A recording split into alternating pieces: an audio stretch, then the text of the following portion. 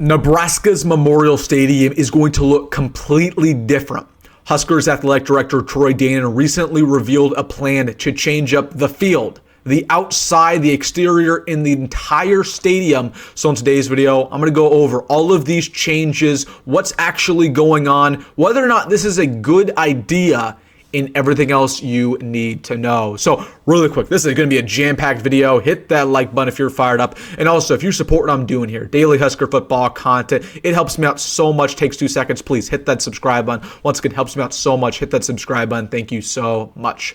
But without further ado, let's get into it. Talking about Nebraska's plans to completely change Memorial Stadium. Now, we know Memorial Stadium as one of the most historic venues in all of college football, holds 90,000 fans every single Saturday. But over the past couple of years, past Nebraska athletic directors and fans have wanted changes to the stadium. It's getting a little bit old. The viewing experience, quote unquote, isn't as good as it used to be. So Troy Deion has revealed a plan to completely change everything. Let's just get it started with what's going on. I want to talk about the stadium itself to begin with. What's actually going on with the stadium? Because it's going to look really different. Well, the first thing is that South Stadium is going to be completely demolished starting in 2027. Now, if you attend Nebraska football games, you know that South Stadium is a complete dump. It's not even connected with the rest of the stadium. The vendors, there's not really any bathrooms there. It's really, really bad. And for that reason, it has been overdue for a long time for them to completely change it up. Now, this is a plan that was initially implemented by Trev Alberts when he was at Nebraska on what he wanted it to look like, that was going to completely connect with the rest of the stadium, that there's going to be press boxes on top. Now, Troy Deion is not going to do exactly what we're seeing on the screen, but he is going to completely dismantle South Stadium. It's going to look similar to this. You're going to see some press boxes on there. It's going to be a lot better, but here's the caveat. It's going to cost a lot of money, and we'll get to this.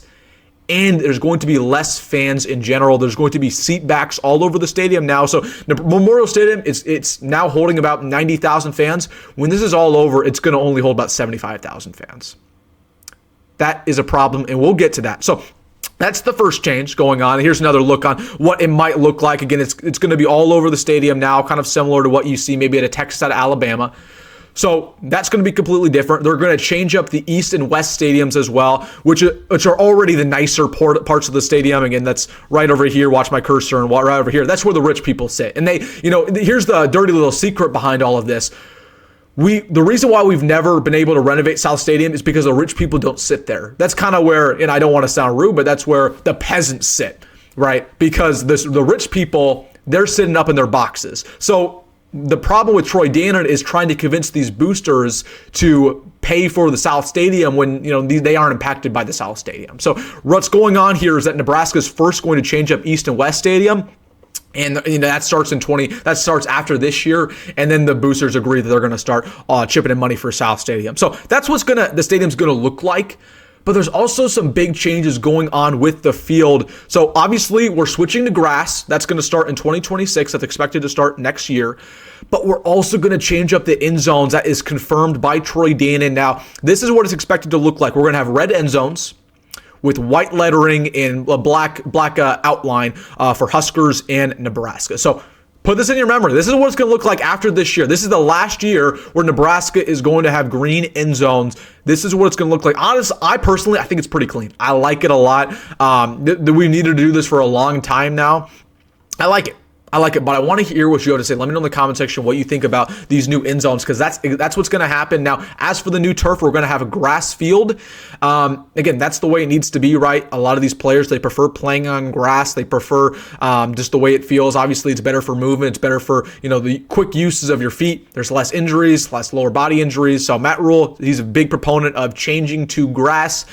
I'm all for it, but these are what the new end zones are going to look like starting in 2026. So let's talk about this. But is this actually a good move? And is this actually a good use of Nebraska's money? Okay, because that's been the talk around college football recently, has been all of the money going around. How much should we put in NIL? How much should we put in the program itself? I don't think this is a good use of our money. I'm not going to completely lie with you. And don't get me wrong, I like having a grass field, and I like changing up the turf and having red end zones. But changing up South Stadium and renovating East and West Stadium, that's completely irrelevant to me. And it's irrelevant to a lot of fans who don't attend games. Okay, most fans out of the state don't attend very much games. They don't care what the stadium looks like. And it's nice to have a nice stadium, but we already have a really, really good stadium. The reason why I say all of this is that Nebraska, in my opinion, needs to put all of this money toward NIL. Okay, you're asking the boosters to pay for $450 million worth of renovations. Let me say that again. You are asking the boosters to pay for $450 million worth of renovations, and that's probably not it. It's probably actually going to get up to $600 million, $700 million. It is going to be nuts what the final price is. Is that really the best use of our money right now? Because you look around the country, there's not many programs who are doing what we're doing. They're not spending money on their stadiums. They're not spending money on their facilities. Georgia's not doing that. Texas ain't doing that. Bama ain't doing that. The only program that I've really seen do that recently is Penn State. But Penn State just recently made the college football playoff, so they're not really begging for money like we are. Listen, I'm cool with the stadium renovation, but when the price tag gets that high, it just feels like there's conflicting interests. What would you rather have as a fan? Would you rather have a nice stadium and you go to the games and you have your seat back and you're comfortable and it's a great viewing experience for 4 hours of your life, but then you watch the team lose because we don't have money for NIL? Or would you rather go to the Kerr Memorial Stadium, which is, in my opinion, perfectly fine, sit on, your seat.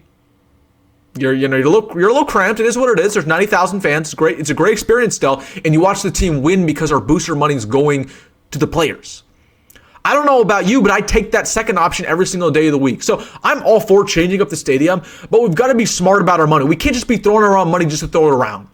Okay, and what I don't want to happen is that we put all of this money in our stadium renovation and we don't have any more money left for NIL. We say, oh, the budget's going down for NIL this year. It is what it is. We just can't do that. So will be interesting to see what happens. Again, this is something that Trev Alberts initially implemented. Troy Dan's changed it up. He pushed it back.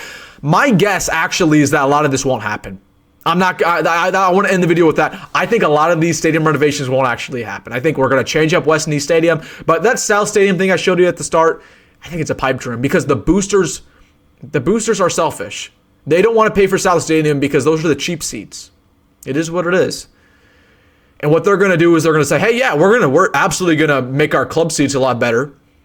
But those South Stadium seats, they're fine how they are. I think that's what's going to happen. That's the unfortunate truth. South Stadium needs it more than anything. But overall, I'm cool if it doesn't happen because I'd rather have this money go to NIL. But that's my thoughts. But I think it looks pretty cool. Like if this were to happen, going back to show you this, if this were to happen, I think that's a really cool, stadium. I think it's one of the better stadiums in America. It's great for recruiting, obviously. But it does concern me with all the money going around right now. I'd rather have that money toward NIL. But let me know your thoughts down below about what the stadium's potentially going to look like, about the red end zones, the new grass. Let me know in the comment section. Hey, if you made this far in the video, you know what to do. Hit that like button and subscribe. As always, folks, come over your head. Go, Matt. See you in the next one.